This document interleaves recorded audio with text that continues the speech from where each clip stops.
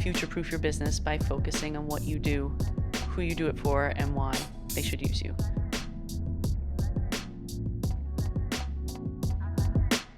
Welcome.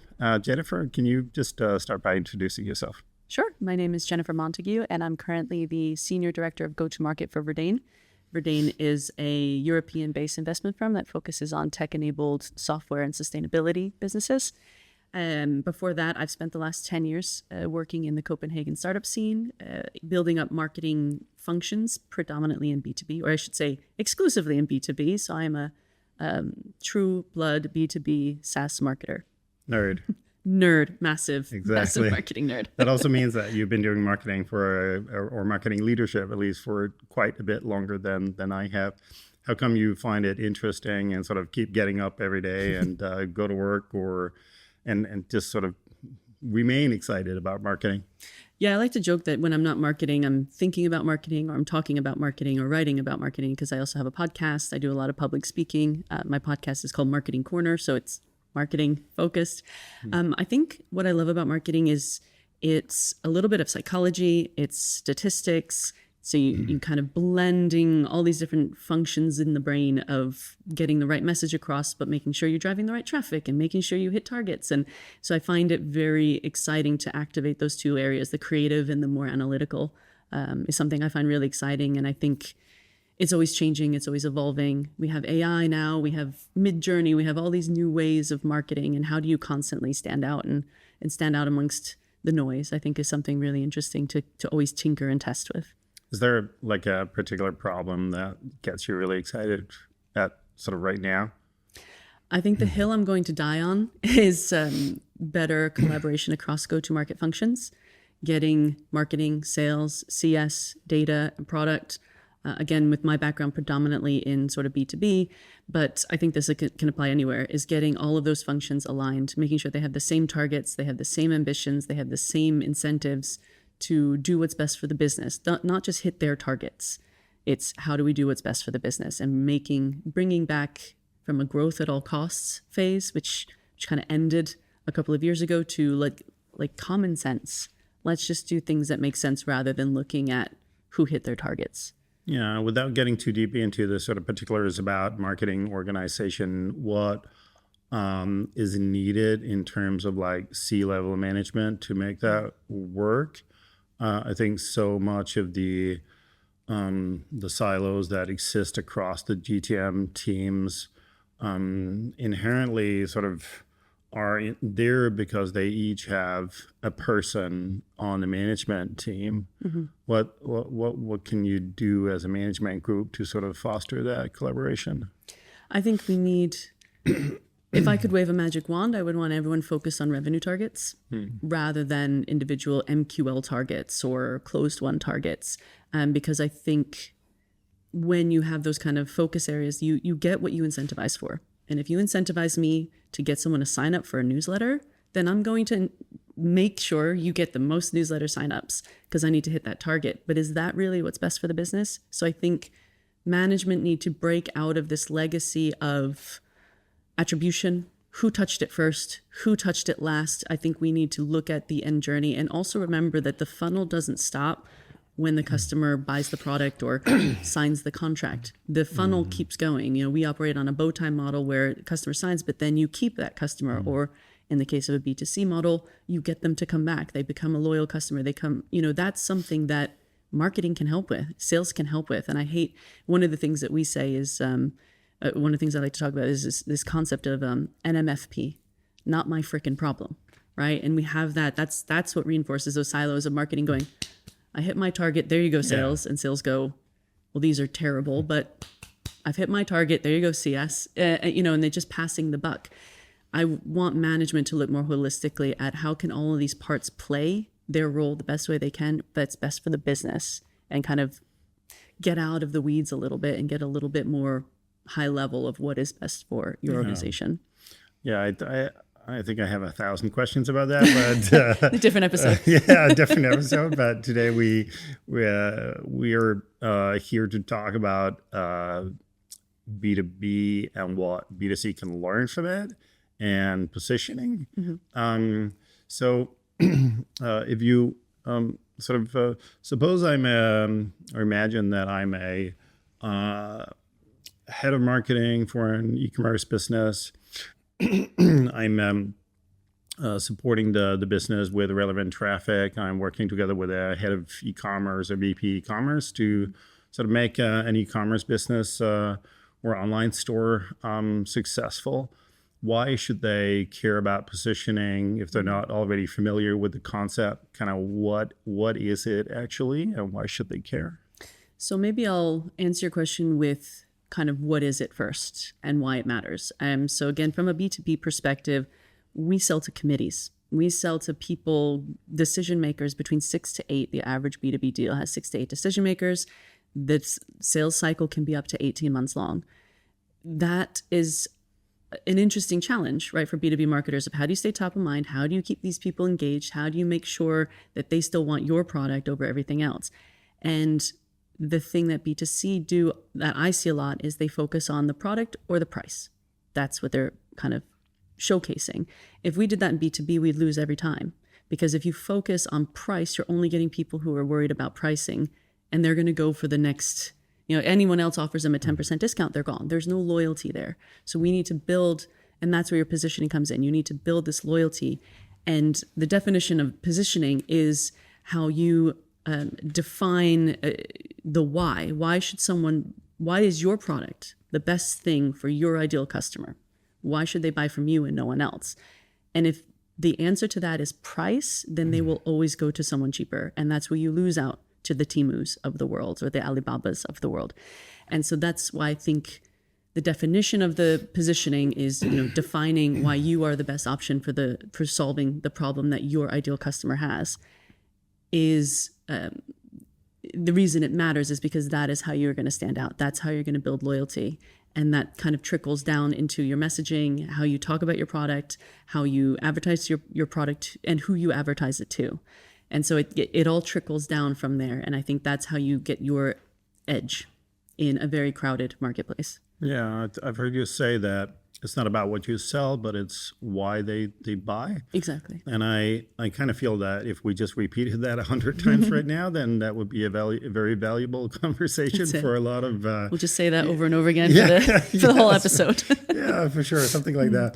When in e-commerce, you do typically see the marketing function being quite focused again on like traffic and sort of managing the conversion on the online store, and they're really focused on a lot of the logistics around running an online store or e-commerce business in terms of like reducing returns or making sure that they keep track of inventory management. And there's a bunch of sort of very practical things that they care a lot about.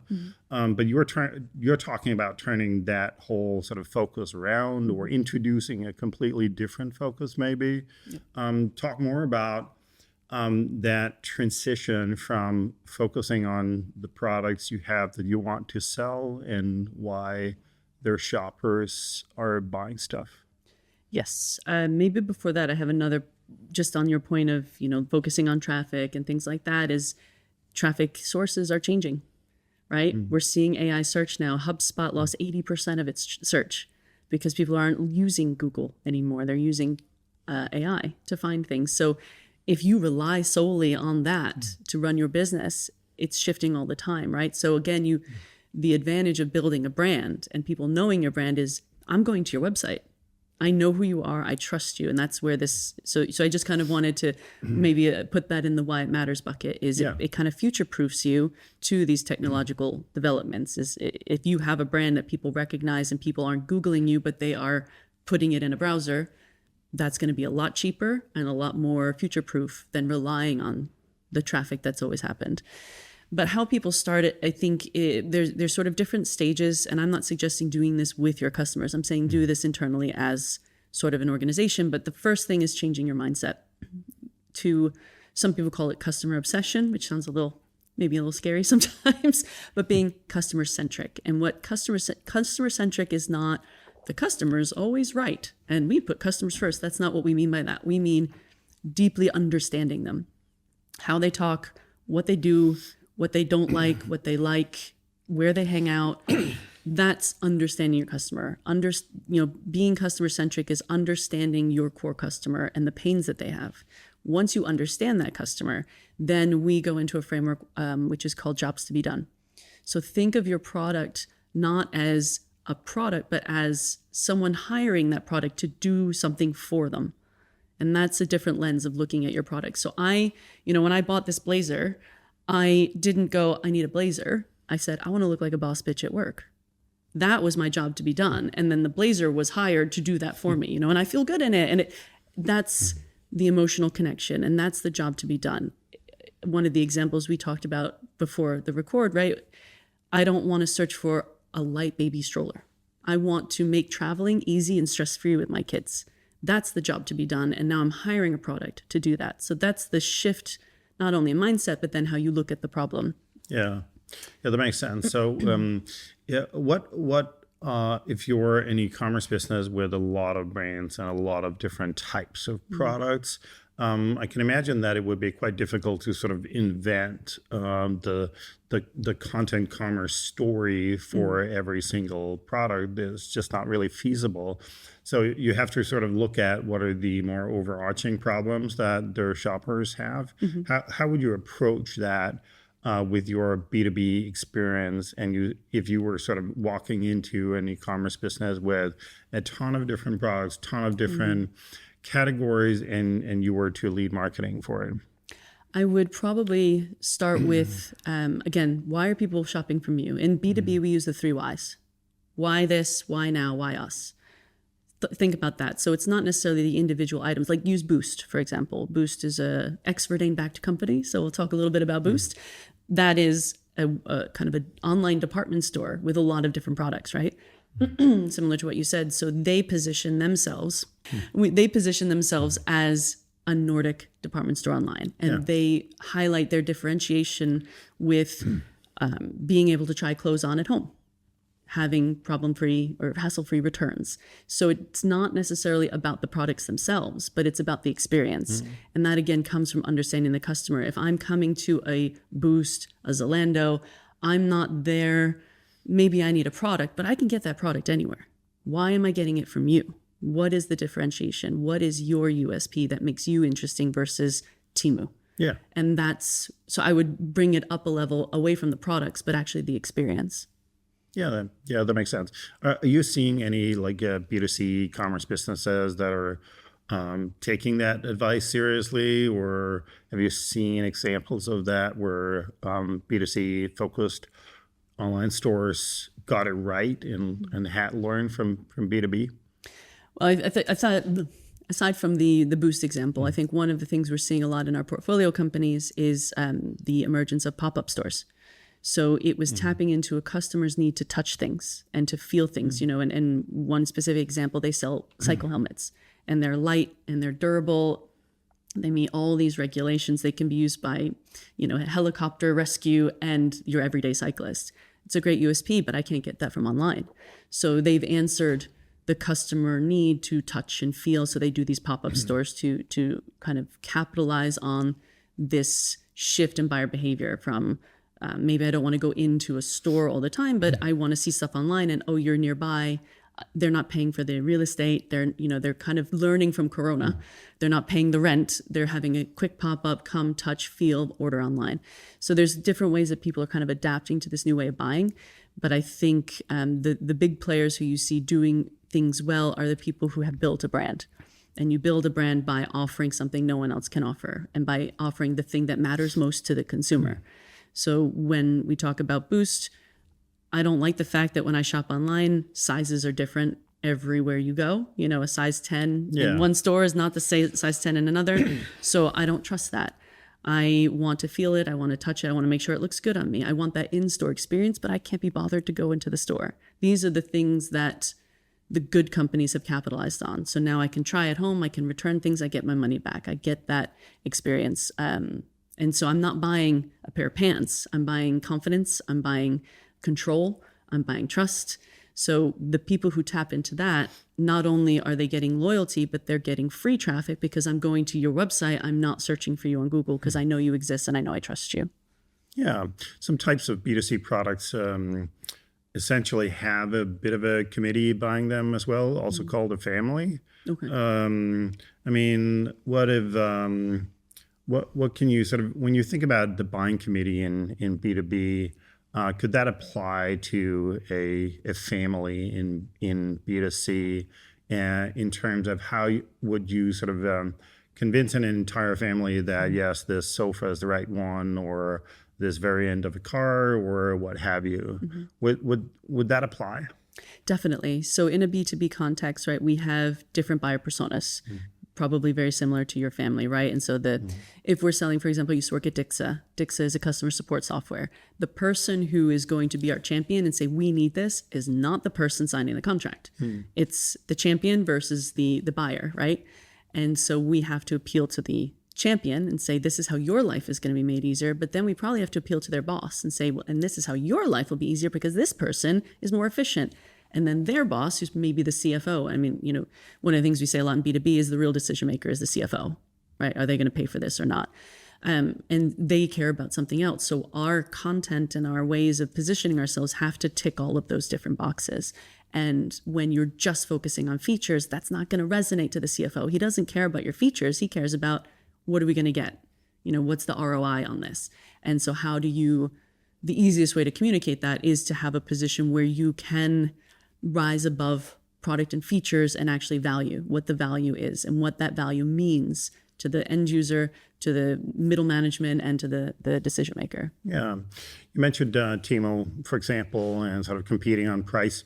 Let's talk about how to compete against Chinese marketplaces. That's certainly something that's really top of mind for a lot of e-commerce businesses, also at different stages of growth. They're sort of all feeling the heat from that side and have been facing that for a couple of years now. So what's your advice to the e-commerce businesses that are either struggling with fighting against the Chinese marketplaces or at least sort of facing really strong competition? Well, Warren Buffett once said, how do you beat the chess prodigy Bobby Fischer? You play him at anything but chess, right? Yeah. You can't beat the Chinese on price. You can't. Their unit economics, their supply chain economics. And, you know, let's not forget, they also don't have the same standards of safety and compliance that the EU would have, for example. So there's just no way you can compete on price. So don't compete on price.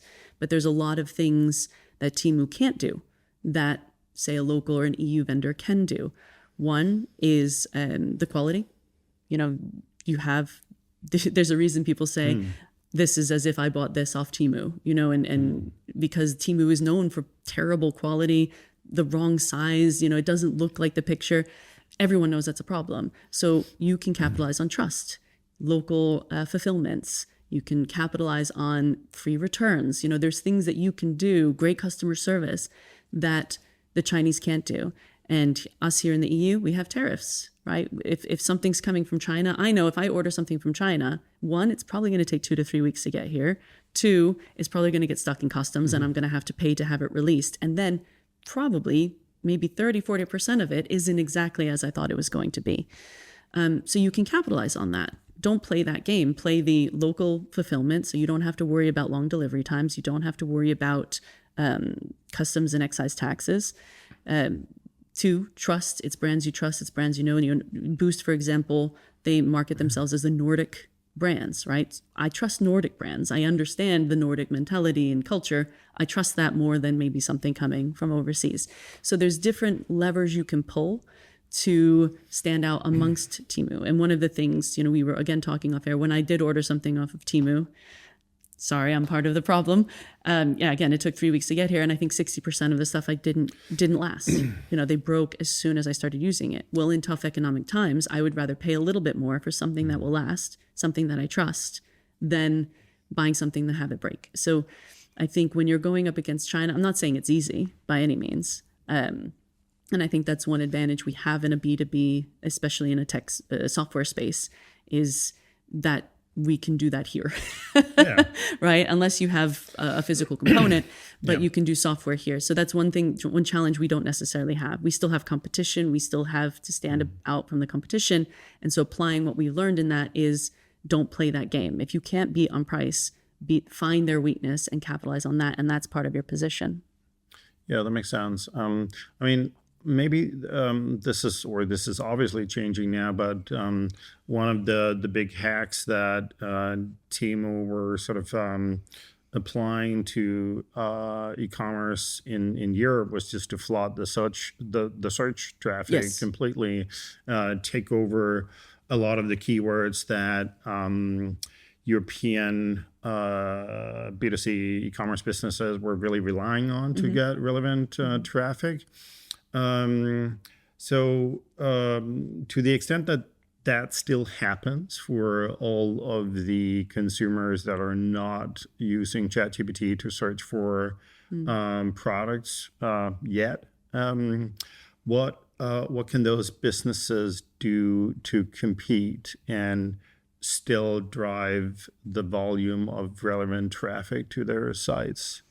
That's a tough one. That is really tough. And I've seen that also in B2B. I worked with a portfolio company, and they told me they had something called Operation Bully, where they would flood, they would, crank up their budgets to flood out competition. And it is something that's done a lot. We also do a lot of bidding on competitors. That's one thing you could do, is start bidding on Temu. So if someone searched Temu, you can say better than Temu. Right? And that's something we see a lot, especially in B2B. If you Google one software, it'll say when you're ready for something better. So that's one maybe more tactical thing you could try to do.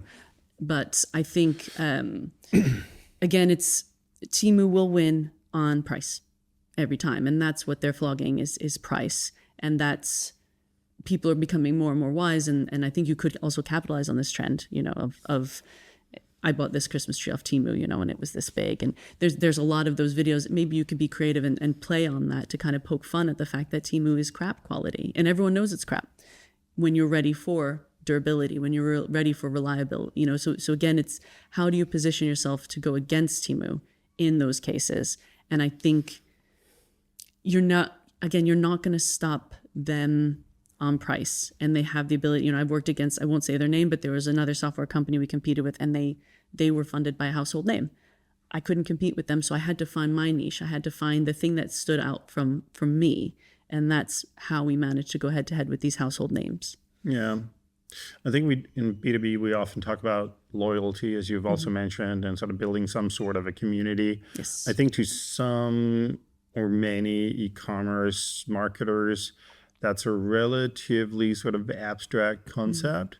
Can you maybe sort of get that down to earth for an e-commerce marketer that sort of wants to build a community, that wants to have that loyalty and retention, but don't quite know how to get there? What can they learn from B2B marketing? I would say getting a community up and running is very difficult. I think a great case study is Glossier. For anyone who knows, they have done a brilliant job of creating a community using user-generated content.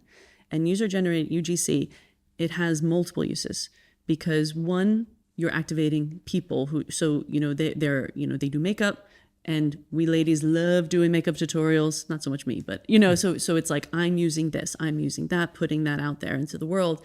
So if you can incentivize people to do that, say, hey, leave us a video. One of the things we do all the time is we have, review sites like G2 and Capterra, and they have video reviews. And those video reviews help you rank higher. So we will say, hey, we'll give you a month free. We'll give you a discount or whatever it is if you give us a video review. You could do something like that with your users to entice them to share with people what they got from you and share it with the world. So that's kind of one, it's free content. Free. I mean, if you give a freebie, maybe it's not free, but it's people going out there and talking. So that is authentic. People are going to listen to that a lot more than they're going to listen to an ad, because it's real. It's human beings showing you. And that's why influencers are a very popular channel for B2B and B2C. B2C invented it. We're trying to adapt a different episode probably. But, and then the other thing to remember is that UGC is gold for AI discoverability. That's what the AI wants to see, is other people talking about you. So it kills so many birds with so few stones if you can activate your community. So you can do that with loyalty programs. You can do that with referrals. You can do that with,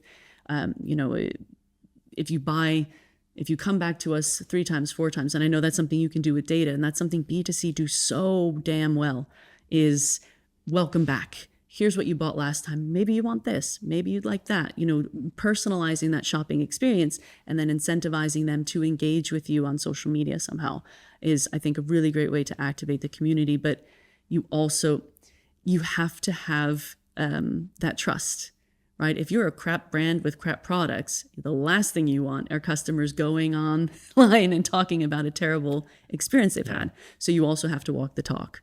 And so that's, again, when it comes to that mind shift, that mindset of customer centric. What do they want? What do they like? What do they love? What's going to get them to go on TikTok and say, this was a really great experience. Everyone needs to try this.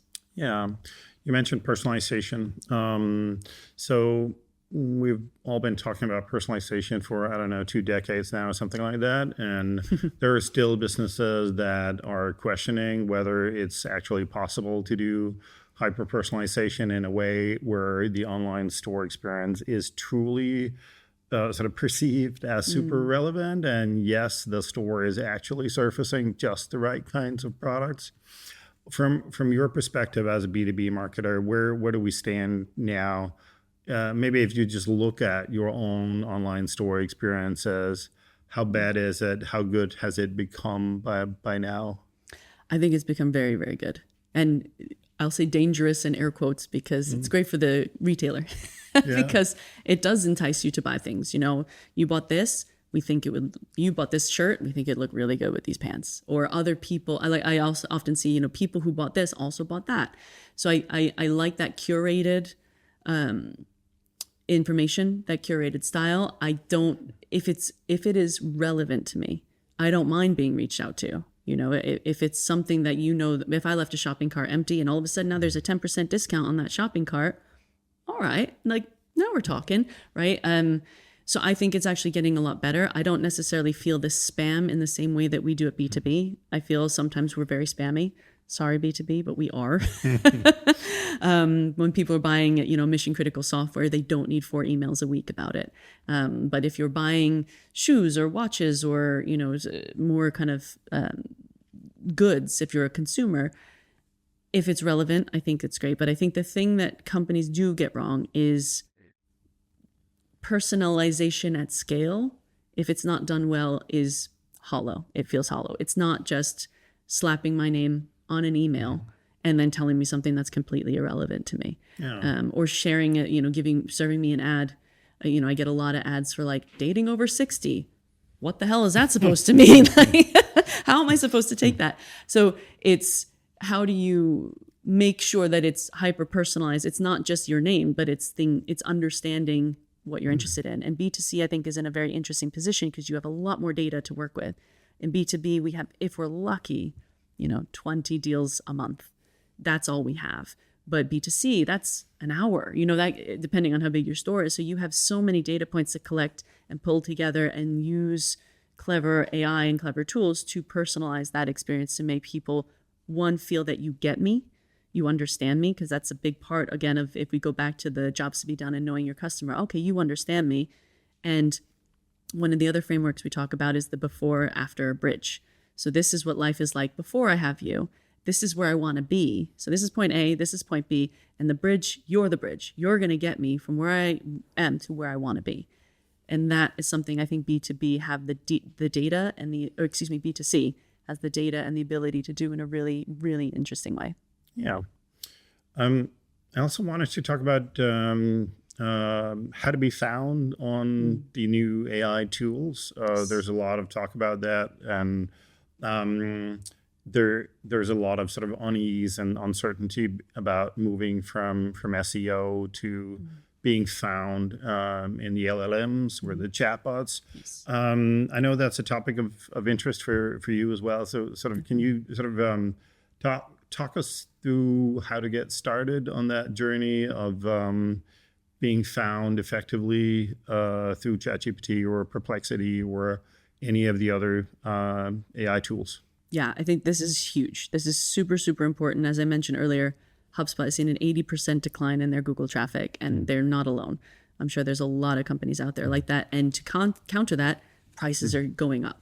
And so, advertisers who are not optimizing for AI search are paying way more than they ever did to have less traffic because people are they're just not using it.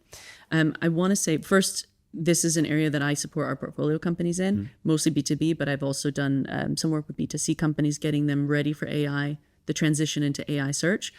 The first thing I want to emphasize is SEO is not dead. It's just shifting a little bit. So a lot of the SEO elements that we've been using will remain, such as tech specs of fast website loading, making sure that you have headers and the schema in the back end, and all of that is still very important. So I get asked a lot of times, should we just stop with SEO? Don't stop, but things are going to shift. We're no longer looking at keywords. So that keyword stuffing that you would do usually isn't going to work anymore. It's not, you should stop optimizing for how you label things and start thinking about how people are using AI to find things. So for example, people are not going into AI saying, I would like a hydration solution for my face or whatever, like the clinically proven hydration. No one's doing that. They're going, why is my face dry? How can I help? How do I stop dry skin? That's what they're searching. So when the first kind of low-hanging fruit that I tell all our portfolio companies is to do an FAQ, but instead of labeling it clinically proven hydration, say, how do I stop dry skin? Put your FAQ in a way that the way that people will ask these questions on an AI, an LLM. That's the first step you need to do. The second thing I would do is immediately do an audit of all the content you have out there. This is a little easier for B2B because we have blogs and stuff like that, but B2C, you also have product reviews and product descriptions and things like that. Go into your AI tools, go into ChatGPT, go into Perplexity, go into Claude, Gemini, whatever it is, all of them if you can, and think of customer-centric. What is your customer looking for? And then ask AI, where do I find really good jackets for -10? And if you are not showing up, why? Who is showing up? So we say conduct an audit, go on all these tools, find the questions that your ideal buyer would probably ask and ask it. And it will recommend things. And if you're not being recommended, newsflash, ask AI why. Say, hey, company A showed up and we didn't. What could we do better? And it will tell you, well, company A does this and this and this and this and this, and you're not doing that. And that's the first step. I mean, it's actually using AI to tell you how to be found. And it's going to be user-generated content, as we mentioned earlier. It's going to be YouTube videos with transcripts because it can scrape transcripts. So it's making sure you have reviews out there and product descriptions and things written in a way that is intent-based rather than keyword-based. Yeah, ChatGPT just started using the memory across all of the threads or the discussions you've had with it recently, which sort of translates into the AI chat experience becoming a lot more personalized. And I've seen a lot of people sort of copy paste answers from Claude or Perplexity about a certain product or a service, and sort of showing it to each other, saying, "Oh, we're not being recommended all of a sudden by this AI tool," but in fact, it's just personalizing the hell out of the answer by now. So I suspect that a lot of people are finding it terribly difficult to figure out what responses from the AI systems can they rely on, and there aren't really, as far as I know anyway, any aggregating tools that will sort of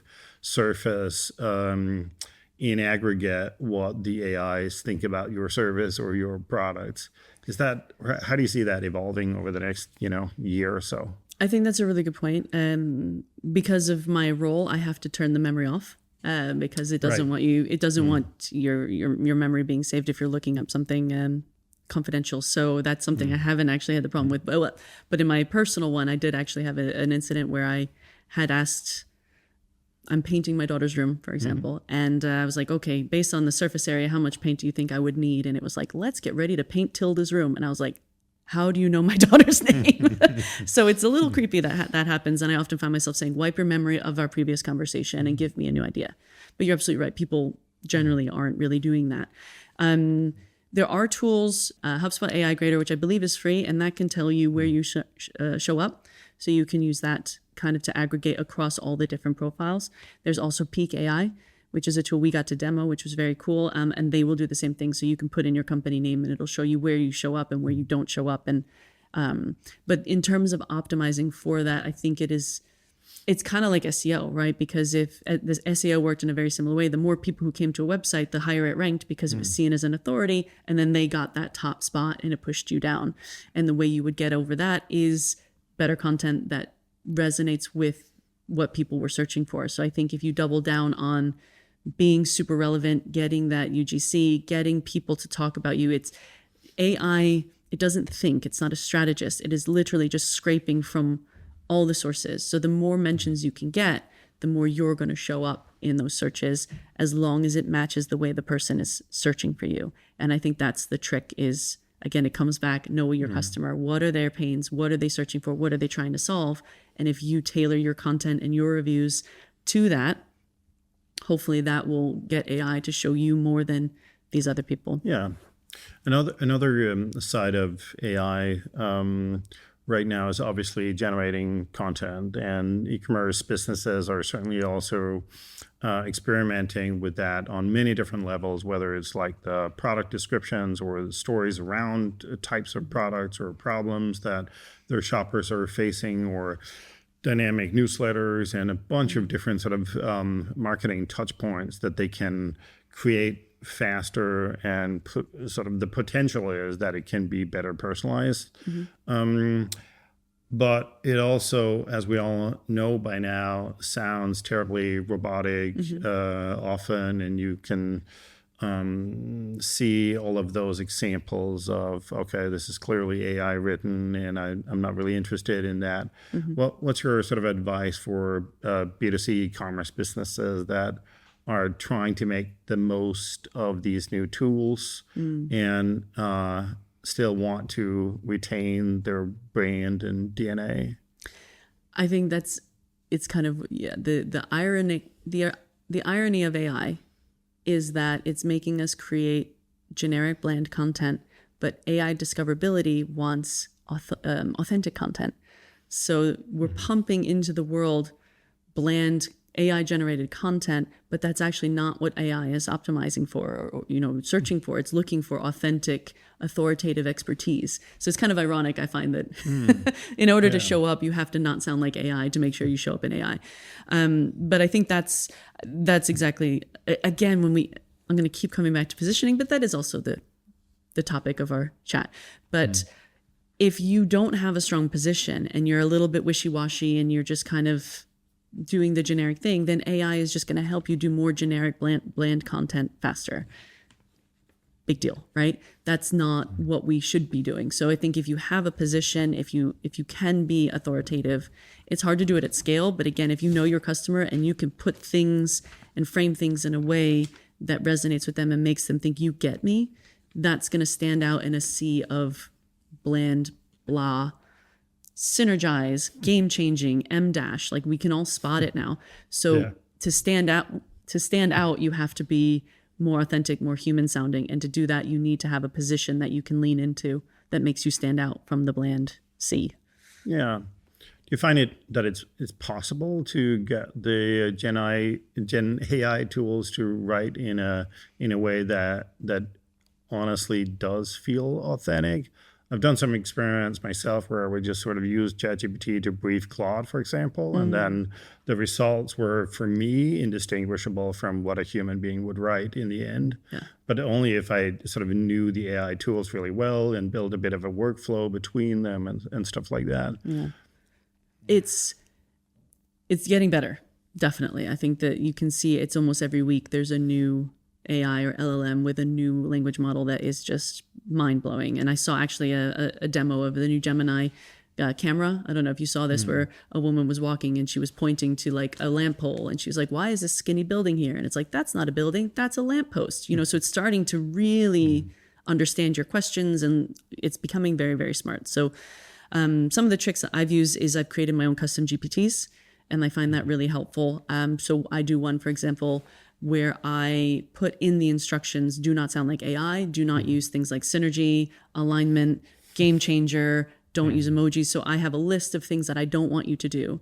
I also specifically tell my custom GPTs to don't just agree with me. I want you to provide me with critical feedback. Do not agree with if your research suggests that I'm wrong, I need you to tell me I'm wrong. So I have, and you can look these up online pretty easily to find these prompts, but I put that in my instructions to instruct it not to sound like AI. Sometimes it goes a little too far the other direction where I'll ask it something. It's like, hell yeah, girl. And I'm like, oh, don't talk like that. That's not how I sound. I hope that's not how I sound. So sometimes it goes a little too much in the over-friendly side, but that's one of the tricks that I use is I tell it. And the other thing that I have done that I've found really successful, and I would love people to steal this, is I've created digital twins of buyers. And that's something, I've created a digital twin of my boss. And in order to do that, I uploaded samples of his writing, emails, chats, video transcripts from video calls and things like that. Again, this is not for the public. This is for me. So I'm keeping his stuff private. But this is so if I have an idea and I want to bounce it off him, I bounce it off his digital twin and I say, constructive feedback in his style. And then it's like, oh, well, he'll ask about this and he'll ask about that. And that's how I can craft things, hopefully knowing that it'll get approved by him a lot faster. And we advise a lot of our port codes to do this with your ICP. Yeah. So take your ICP, what is your ideal buyer, and test things on that. Is it going to be perfect 100% of the time? No. But again, if you know your user so well and you can say, what do you think about this product? What do you think about this new service option? That digital twin should hopefully be able to construct it and give you feedback to help you a little bit more. And it's doing stuff that you used to pay thousands of dollars and lots of time doing focus groups, right? Everyone, B2B do it, B2C do it. You don't have to do that anymore. Yeah, I think that if we sort of tie that together with what we talked about around problem-led narrative, the B2C online stores are looking for the ways that they can do this at scale. And I can imagine that would be one way to sort of formulate more problem-focused sort of reasons for buying, or sort of aligning to the reasons that that shoppers are interested in products, but sort of scaling that up to do it with many products, with many types of categories of products even. Yep. Do you think that's possible right now, or is that sort of, or are we not quite there? I think that's the tough part, right? You could make thousands of digital twins of people who might buy every single product. That's possible. I don't know if there's a tool that can help you do that at scale. So I think it's a very manual process right now. But again, I think if you were to pull it back to your positioning again of like, okay, maybe if I run a camping store, I don't need a digital twin for the sleeping bags and then the tent but like, who would buy camping gear? Who would buy cookware? Who would, maybe you can pull it up a level. And, in B2B, we have the luxury of we sell one thing, right, to a lot of different people, but I have a customer support software. That's it. So I need to make a persona for the different buyers, but I'm doing one product. B2C, obviously, it's a little bit different. And now you have marketplaces and you have other areas that make this more dynamic. So I think that's the challenge right now is if you get stuck in the weeds, you could make thousands of digital twins and ask them thousands of questions over, hours and hours of time. I would say, again, to start at the top, start with the why of that particular kind of category of product. And then maybe you can get more granular as you go on. That would be my advice. If I were running a B2C marketing team, I would say, let's start with the low-hanging fruit. I use that phrase a lot. It's very corporate jargony, but let's start with the quick wins, the easy win, and then work our way down from there is what I would advise. I think that's a great place to end this conversation. If listeners were just to sort of remember one thing from this whole chat we've had, what would you like that to be? I would like that to be to future-proof your business by focusing on what you do, who you do it for, and why they should use you. Definitely know your customers so well and know them inside and out, and then you can build from there. But you need to get your position down. That's the thing that's going to help you beat China. It's going to help you navigate and survive market turmoil. It's going to help you survive technological advances in AI. If you know who you are and why you do and who you do it for, then hopefully you can build that brand, and then you don't have to rely on all of these other technologies and and situations to be in your favor, because they're not always going to be in your favor. Excellent. Thank you so much. Thank you for having me.